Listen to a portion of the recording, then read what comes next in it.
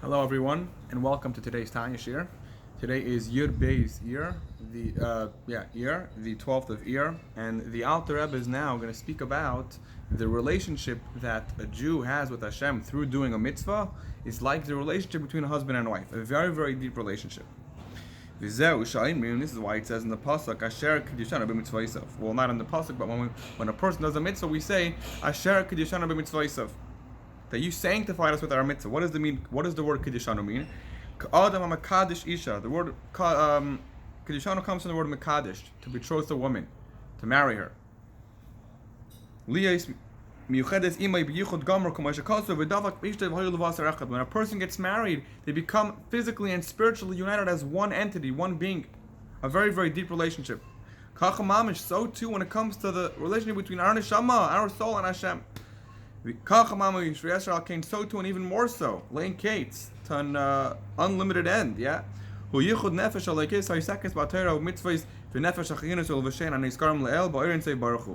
unification that happens through our doing of a mitzvah between our soul and Hashem is a very, very great relationship.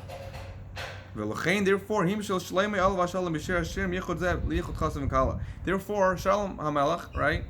Shlomo HaMelech, he compared this unifying, this unification, this unison to what? To the unison between a chassan and a kala, a bride and a groom.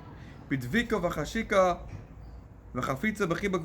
very, very close relationship of a hugging and kissing, a very, very deep relationship when they embrace each other, chassan and kala, yeah? Now we're going to also give another definition of what Kedishanu means, but it'll help us understand this, what we're saying.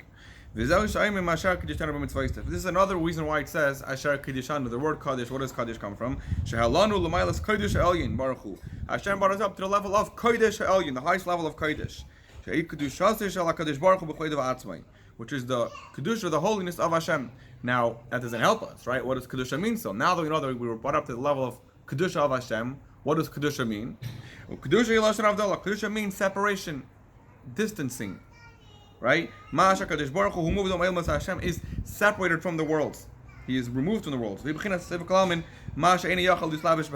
is the level of Sev of Kalaman that we are not able to, that Hashem is not able to be, that He's not able to, but this level of right, there's two levels. There's Sev of Kalaman, which is higher than the worlds and surrounds the world, and that's how it gives the world life, but not in a direct way. And then there's Mamalakalam, which is a lower level, which is more encompassing, and it encloses the world itself.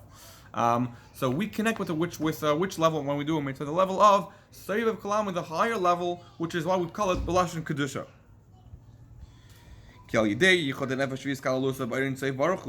Because when a person connects himself, right, with Hashem, he becomes on the level of the holiness and the removedness, so to say, of Hashem. After the fact that we know that they become completely unified, they become like one entity. So therefore, if Hashem's on level A, then we're also on level A because we become unified with Him. Now we're going to quote some sukkim regarding the idea of being holy, of being removed. You will be removed for me, you will be holy for me. Because I am holy, because I am removed.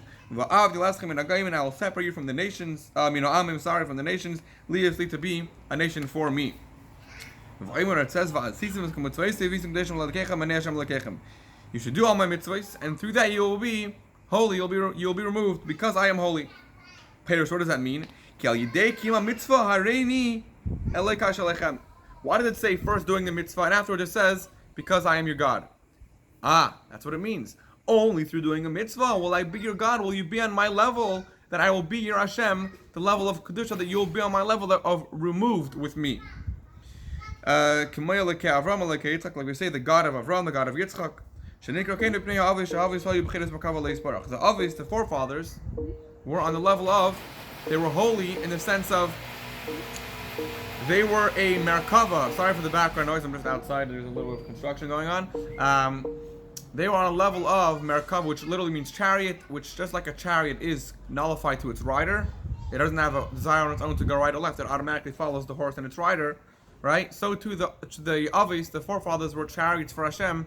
They did exactly what Hashem wanted. They didn't have any of their own will, which is a very, very deep level.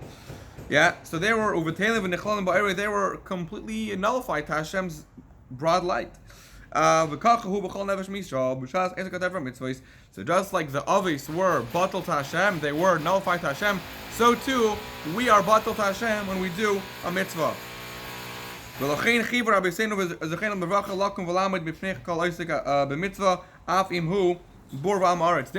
Seinu, the Chachamim said, whenever we see a person doing a mitzvah, we must stand in front of him, give him respect, give him honor. Why?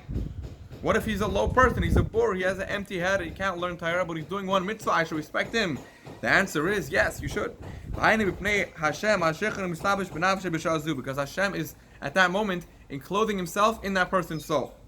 But you might not see it physically, and this guy, this Joe, right, this guy who might not be so intelligent and so smart, he might not even feel it himself. However, nonetheless, you still have to respect him because it's there. Why can't we see it? Because of this physical curtain, which is his guf, which is blocking, it stops from us from seeing this level of elikut, which is in him at that moment. So the guf, the body, the physicality of a person, his corporal being, fancy word there, stops his soul from seeing godliness. But the godliness is still there. So really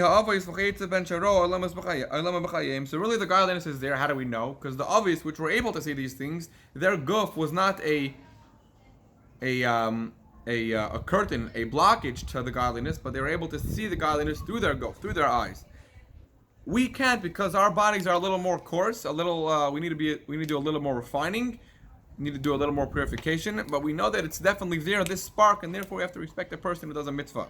So in short, we're saying the connection between us and Hashem when we do a mitzvah is like the connection between a husband and wife, a very, very deep connection.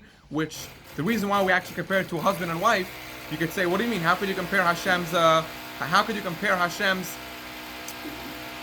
Connection between us and Him to the connection between a husband and wife? If that's a physical thing, Hashem is way higher than that. What do we answer? We answer that the highest connection we can relate to in this world is a husband and wife, and therefore we compare it to that. But in truth, Hashem's connection between us, our soul at least, our body also, but our soul and Hashem is much, much higher than the marriage of a husband and wife. Shkoyach for joining today's Tanya Shiur. Have a good day.